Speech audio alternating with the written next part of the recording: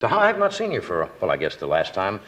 You only come here when you got something to plug. That's right. See yeah, you, yeah. So the show will be on Monday at 8 o'clock on another network. Yeah, if I could plug now, can I go? Or no? No, I have to stay. I'm no. sorry. Oh, got to stick around. Okay. Tim Conway perfected the art of making everyone laugh through deadpan delivery. These are Tim Conway's top 50 jokes of all time. The elephant story that destroyed the family sketch. This elephant had this little dwarf trainer, and just used to put a little ballerina skirt on that elephant. I'd go around the circle and go, woo, like that. Thought it was so laughable at the time. There's a rumor going around the circus that that dwarf and the elephant were lovers. The elephant squashed the Conway turns a simple Mama's Family scene into one of the most famous cast-breaking moments in television history by telling the story with total innocence. Conway says he is in it for the money. Conway's in it for the money.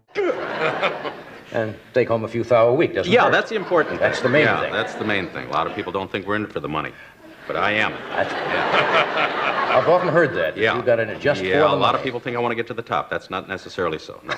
Paycheck's the big thing to me. I don't particularly care about ratings or anything if the paycheck clears. That's it with me. And many of them in this business haven't the past few years. Yeah. But Carson bit is hilarious, as it cuts through show business sincerity with a perfectly blunt answer, making greed sound charmingly honest. Conway and Johnny have nothing to talk about. sitting here as a friend, having to go down here and so on, so on, so on, so on, so on, so on. We ought to be able to sit and we're professionals. You've been in the business a long time. Sit and just rap without all of this silliness.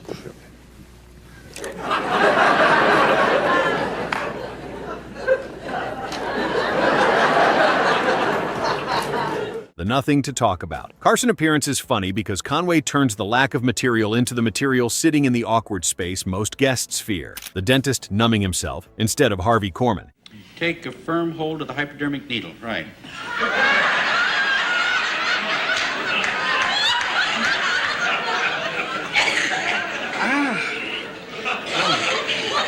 There'll be a little bit of pain, and then numbness will set in.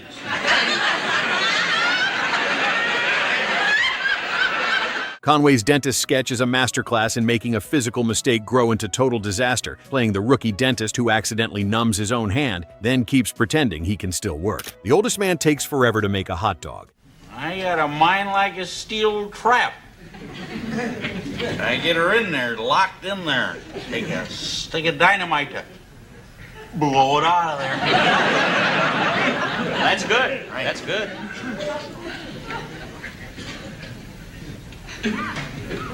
What'll it be? Oh. The hot dog vendor sketch takes one of Conway's simplest ideas and stretches it until the audience is begging for movement. The oldest man repairs Harvey's clock.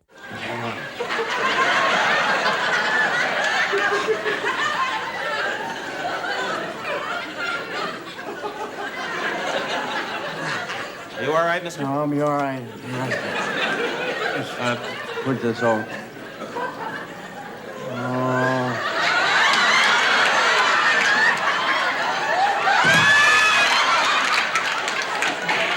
This skit is funny because Harvey brings in an object that already suggests precision plus urgency, while Conway's oldest man is the worst possible person for that job. Conway becomes a dog and breaks Harvey Korman.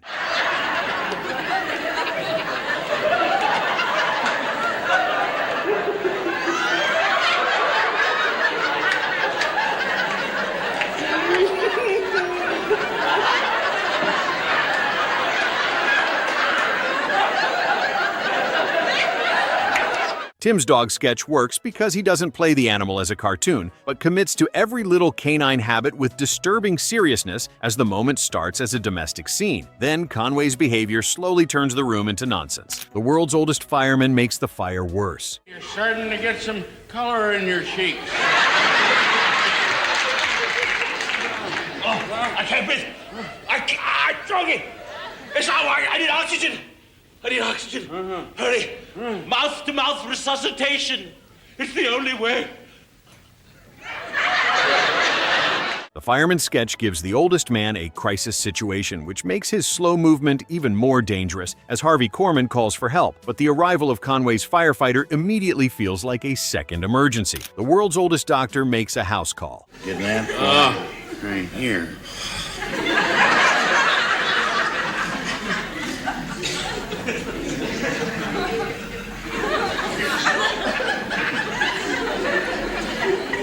A little slow. Forgot my watch. Conway's oldest doctor sketch takes medical care and removes every trace of confidence from it as Harvey Korman needs help. But the person who arrives seems older than the entire medical profession. Conway turns each medical tool into something that might hurt the patient or confuse the doctor. The Interrogator Sketch. I am the most feared interrogator in all the world. And part of Canada. The funniest part of this joke is not only the puppet itself, but Conway's complete seriousness while using it. Mr. Tudball tries to survive Mrs. Wiggins. What do you mean? Who is it? How can I be sure it's important if I don't know who it is? Now find out who it is, Mrs. Wiggins. There's no one to ask. Mr. Tudball and Mrs. Wiggins work because the joke is not just the accent or the walk, but the complete failure of office communication as Conway's Tudball wants a normal secretary. But Carol Burnett's Mrs. Wiggins turns every instruction into a crisis. Mrs. Wiggins versus the door buzzer.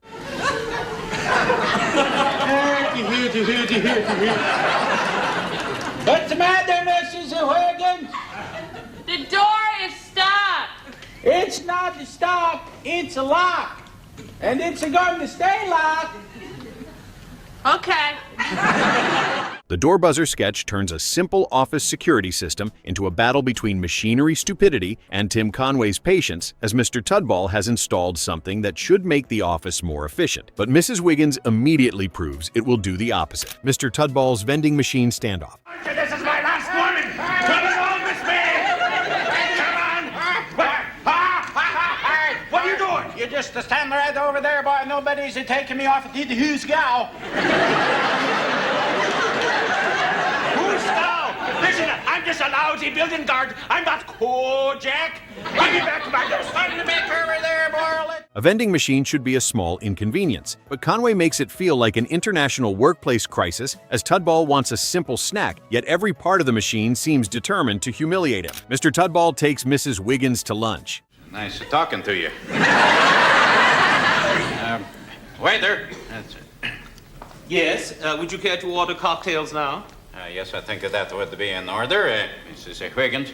No, I don't drink. Just the thought of a drink, just one look at a drink makes me nauseous. Do you ever look at something and feel that way? The lunch sketch is funny because Tudball is trying to do something generous, but Mrs. Wiggins makes appreciation feel impossible as Conway plays Tudball as a man who already regrets the kindness before the meal even begins. Mr. Tudball explains the intercom. Again. Do you understand that? Yeah. All right. Now, point 2. There's some things in these contracts here that they're a little fuzzy at this time. So we're going to run over those together, just in case this time it's a... The intercom sketch is a perfect example of Conway turning repetition into comedy as Tudball only wants Mrs. Wiggins to use the office system correctly, but every explanation makes the situation worse. Mrs. Wiggins learns how to gamble. Conway's Tudball. Where the roof meets the goof.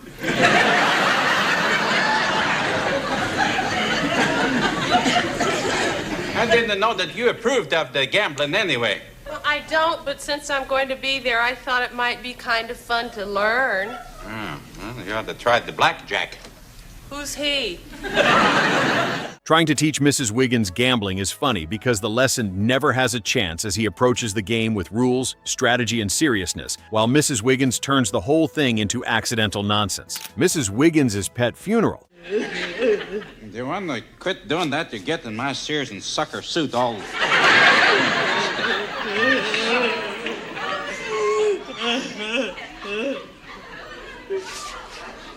May I assist you? The pet funeral sketch is funny because it takes an overly sentimental setup and lets Conway quietly puncture it as Mrs. Wiggins is grieving her canary, and Tudball tries to respond with a mix of confusion and financial regret. The world's oldest ship captain faces an iceberg. Might even tell us where to get some clams.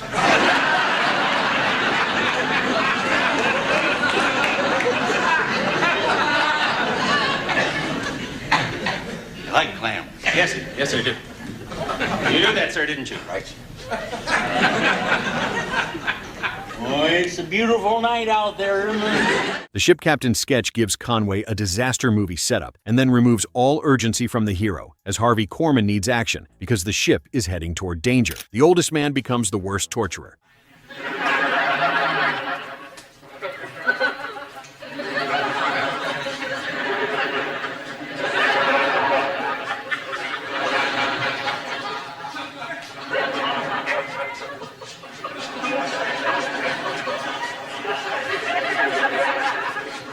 The torture sketch is one of the funniest oldest man variations because the job requires menace, strength, and speed, but Conway gives it weakness, confusion, and endless delay. The old sheriff stops a bank robber by moving too slowly. Now you're gonna get it.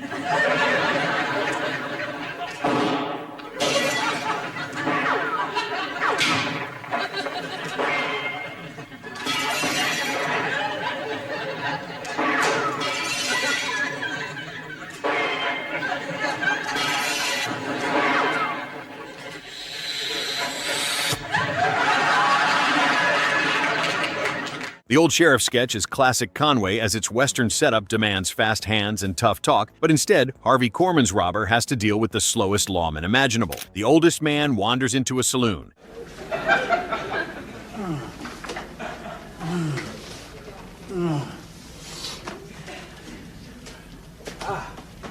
Howdy, everybody.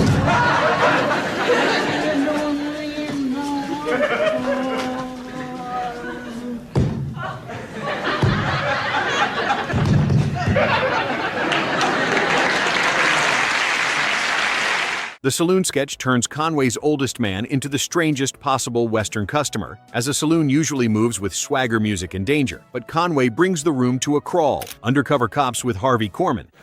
See that? I'm working into it.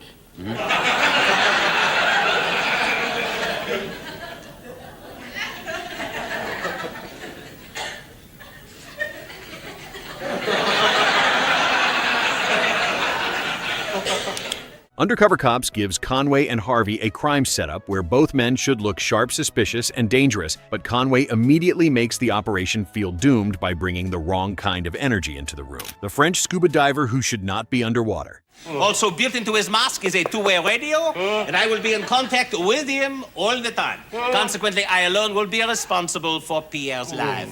Are you ready, Pierre? As you can see, Pierre is doing diverse breathing exercises in preparation for the descent. Let's go, Pierre. The diver character sounds confident in a setting that should expose every weakness, making the accent equipment and the underwater premise into one long breakdown of competence. The Japanese submarine sketch.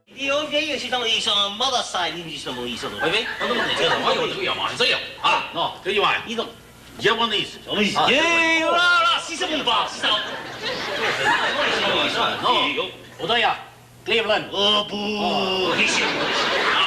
The Japanese submarine sketch lets Conway and Harvey Korman play military tension as total stupidity, as the confined setting makes every mistake feel bigger, because nobody can escape the room. Save a Buck Glass Company with Dick Van Dyke.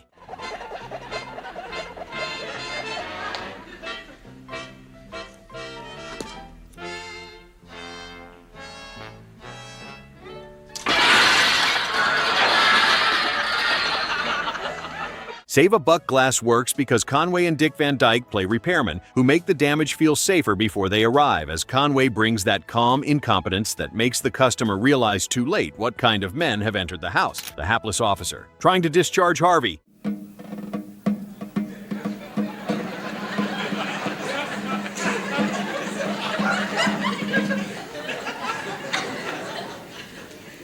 Sergeant Harrison. Conway's soldier sketch with Harvey Korman is funny because he plays authority without any real authority behind it, as he's supposed to process a military discharge, but every line makes him seem less capable of doing the job. The world's worst scene partner. Okay, I think we can start now. George?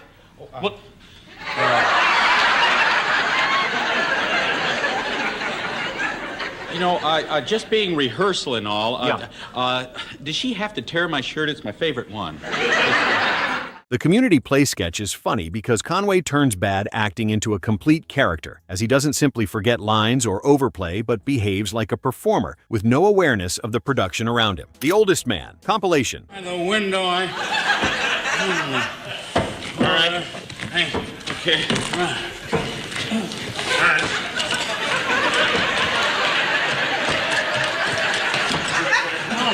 The Oldest Man Compilation is useful because it shows how many different situations Conway could ruin with the same slow character, as he could be a doctor, a repairman, a sailor, a fireman, or a vendor, and the jokes still change depending on the setting. The Koala running gag that broke Harvey. Doesn't have any hands. This is the hour. This is minutes. Want to see 2:45? The Koala gag is a perfect example of Conway aiming directly at Harvey Korman's breaking point, as the setup is not complicated, but Conway knows exactly how to repeat and reshape a silly image until Harvey cannot survive it. Conway's first hilarious Carson appearance. We have an anniversary show coming up. We're starting our 16th year. You have never been on this show. That's true. And I know we have asked you before. Well, you know, I didn't know you did this. You know, Conway's first Carson appearance was one of the most iconic in Tonight Show history, as he brought along with him deadpan absurdity into a talk show setting without needing a sketch role. Conway gets his tie stuck on Carson. You gonna cut a kid's tie like this? No, I wouldn't want to do that. Got about $4 tied up in this. You know, just because you're big bucks, you know, I like to hang on to family things towels like are this. coming out here. I understand that, okay? I'll be with you in a minute. Is there anything wrong with doing the show in here? No, we've died before, both of us. I understand. In places Yeah. like this. You must be great for Marilyn Horn, who's going to sing later because your voice right. sounds She's got good. a- Bring her in here.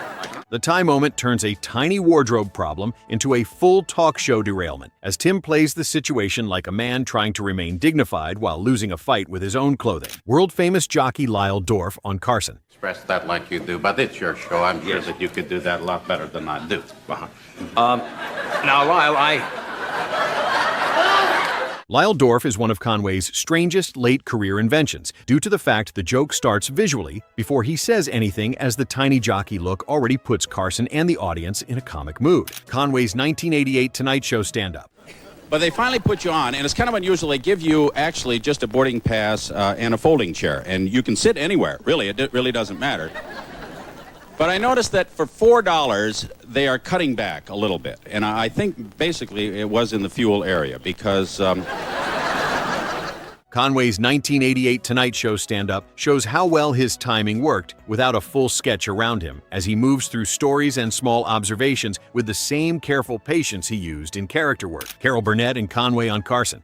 wrote one and you... down in Tijuana called Peggy and Her Pony, which was a... No, really? Oh, the one for Disney. Not the training film. No, not the training. Not the training film, no, I said. For, Not how to take care of your N1, we've seen. Burnett and Tim Conway on Carson works because they bring their sketch chemistry into a talk show room, as the fun is watching them speak as themselves while still carrying the timing of two people who spent years trying to break each other. Conway's funniest Tonight Show moments. Are rampant here tonight. Aren't they, on though? the set of the Golly Tonight Show. sakes, yes. Yeah, you haven't seen each other, I suppose, since the show went off. No, gee, I was sorry to see it go off. Yeah, it's an easy show to work, this new one now. You work 4 weeks and you're off 48, which gives me a lot of time to do whatever I want. Compilation at the Tonight Show compilation works because it gathers Conway in his most natural talk show mode, as he could sit next to Carson with no costume and still make the room feel slightly off balance. The Tim Conway Show with Burt Reynolds. Do get away, though. Let's see if we can't get back to that remote hookup with Burt Reynolds. Burt, are you still there? Hey, Tim, you don't even have to send me the money for this one. It's my treat, guy. Well, you got it, Bertorino. Okay, thank you, and good night, everybody. The Burt Reynolds episode of The Tim Conway Show gives Tim a chance to build chaos around a relaxed movie star guest, as Reynolds had an easy charm, which made him a strong, straight man for Conway's stranger instincts. The Tim Conway Show with Carol Burnett, Part 1.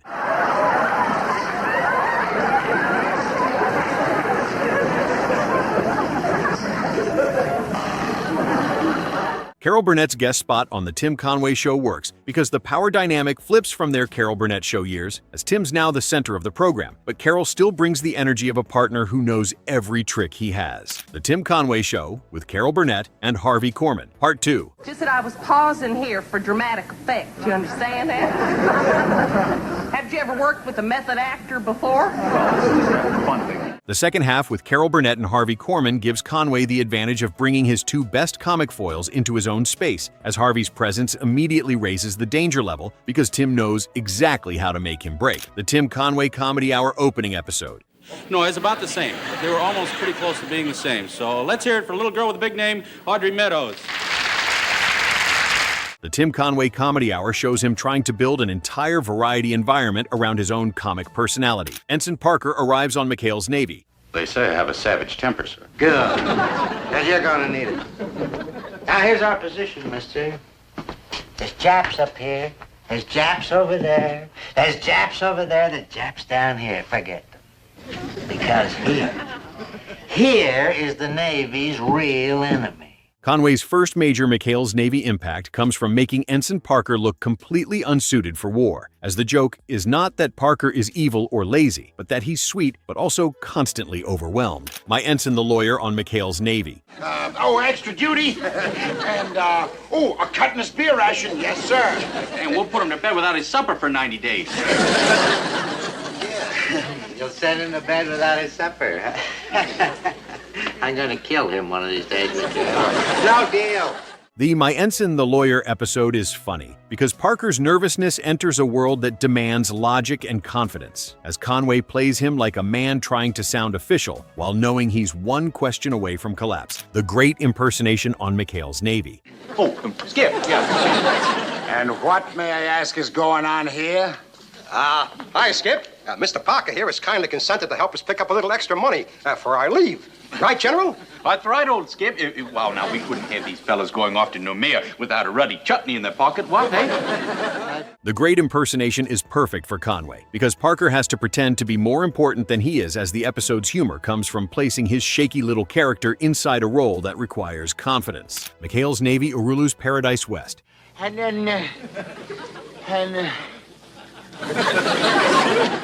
Captain Binghamton. That's right, McHale, and you're too late. And don't talk to the prisoners. You can see them on Visitors' Day. I really got him with the goods this time. Urulu's Paradise West gives Conway another chance to make Parker look permanently out of his depth, as the episode uses the island setting and military chaos to create problems that Parker is almost designed to misunderstand. Dorf on golf. And selecting the right club. The club's over there. Right, that's what I mean. We get... Dorf on Golf is one of Conway's most famous post-variety inventions because the visual gag is immediate and impossible to ignore, as he plays Dorf with tiny legs, huge confidence, and a ridiculous instructional authority. This kind of comedy fits because he treats golf like a sacred science while looking like the least likely expert in the world. Dorf's golf lesson keeps getting worse.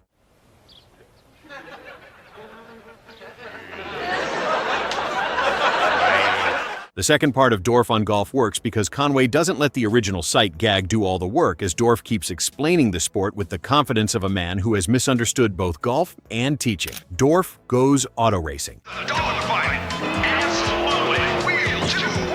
Dorf Goes Auto Racing is funny because racing demands speed, danger, and masculine confidence, but Conway gives it a tiny instructor with a strange accent and complete misplaced authority. Dorf and the First Games of Mount Olympus. I did declare him. He do declare him. Shut up. I did declare ya.